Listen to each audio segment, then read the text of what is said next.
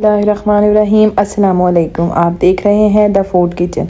The food kitchen में आज मैं आपके लिए लाई हूँ मटन पुलाव, जो कि मेरा भी मोस्ट फेवरेट है और मोस्टली बहुत से लोगों का बहुत फेवरेट होता है ये। और इसकी बड़ी आसान सी और इजी इंग्रेडिएंट से मैं आपको बनाना बताऊंगी और बहुत ही मज़ेदार और खुशबूदार। तो जी आते हैं अपनी रेसिपी की तरफ। तो मटन लिया, मटन की सबसे पहले हम बनाएंगे यखनी। तो यखनी के लिए जो है ना, मेरे पास एक पोटली थी उसमें मैंने कुछ सूखा धनिया डाला साबुत, और थोड़ी सी सौंफ, थोड़ी सी अजवाइन, थोड़ा सा ज़ीरा, ये सब मिला के इसको मैंने बंद किया और उसको मैंने यखनी में डाल दिया। और उसके अलावा और कुछ साबुत मसाले थे जिसमें मैंने लौंग भी डाले। और इसके अलावा और भी आपके पास अगर अवेलेबल हैं जो भी साबुत मसाले, साबुत लाल मिर्च भी आप डाल सकते हैं, दालचीनी डाली और इसको मैंने पकने के लिए रख दिया। इसको उसके बाद फिर जो है इसको पकने देना थोड़ी देर पकने के बाद जो इसके ऊपर जो सारा वो निकलता है, इसकी झाग वगैरह, वो सारी इसको हमने निकाल के उसके बाद इसका जो है ना वो प्रेशर बंद करना। ये एक ट्रिक होती है। दूसरी तरफ देखें, मेरे पास थी मलाई जिसका मैंने देसी घी निकालना था। इसकी रेसिपी मैं आपके साथ अलग से शेयर करूँगी। तो ये मैंने फ्रीज़ की हुई थी, उसको मैंने निकाला और उसके ऊपर मैंने दही की झाग लगाई।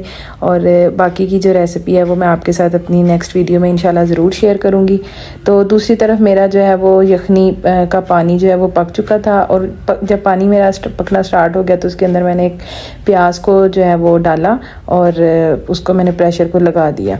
उसके बाद यखनी तैयार होने के बाद मैंने दूसरी तरफ पतीली में एक प्याज लिया और प्याज को मैंने फ्राई होने के लिए रख दिया।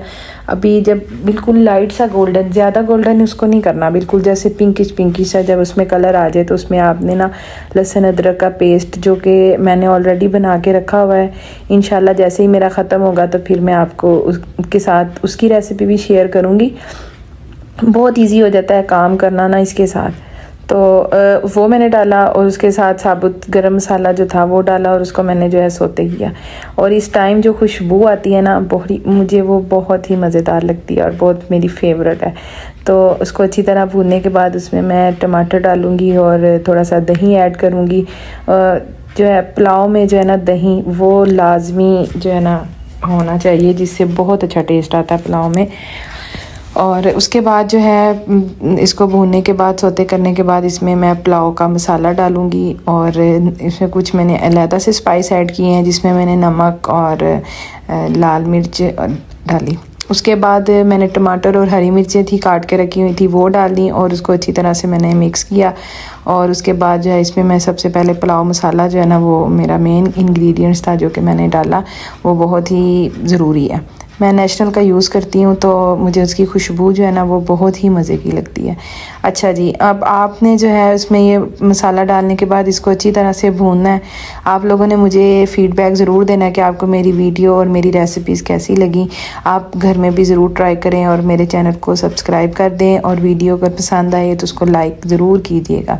अच्छा जी, आगे है इसको अच्छी तरह भूनने के बाद ना, अब इसमें मैंने जो है वो गोश्त को डाल दूँगी, जिसकी मैंने यखनी तैयार कर ली थी। उसको उसमें डालने के बाद मैं अच्छी तरह से गोश्त को भूनूंगी। भूनने के बाद जो है वो, ताकि उसमें जो खुशबू है मसाले की वो भी ऐड हो जाए। उसके बाद जो है आपने जो सारी यखनी थी उसको आपने डाल देना है और अच्छी तरह पकाना है। जब पानी पकेगा तो उसमें जो है ये चावल आपने डालने हैं, जो मैंने 1 घंटा पहले जो सोक होने के लिए रख दिए थे, उसको डाल के तो फिर आपने इसको अच्छी तरह से पकाना है। उसके बाद आपने जब ये पानी थोड़ा सा इसमें रह जाएगा, इसके ऊपर आपने, अब दम की बारी एक, तो इसके ऊपर आपने धनिया पुदीना जो है वो काट के मैंने अलग से रखा हुआ था वो डालना और इनको दम दे देना है। 5 से 7 मिनट का जो है वो हम इसको दम देंगे। दम देने के बाद जब इसको हम खोलेंगे तो जो जी खुशबूदार और मज़ेदार हमारा पुलाव जो है वो तैयार है। पूरे घर में इसकी खुशबू फैल गई थी और घर वाले कह रहे थे बस गरम गरम दे दो जल्दी जल्दी से। बस फिर मैंने उनको जी ये दिया। अब आपने मुझे बताना है कि आपको मेरे पुलाव की रेसिपी कैसी लगी और आप लोग भी ज़रूर ट्राई कीजिएगा। अल्लाह हाफिज़।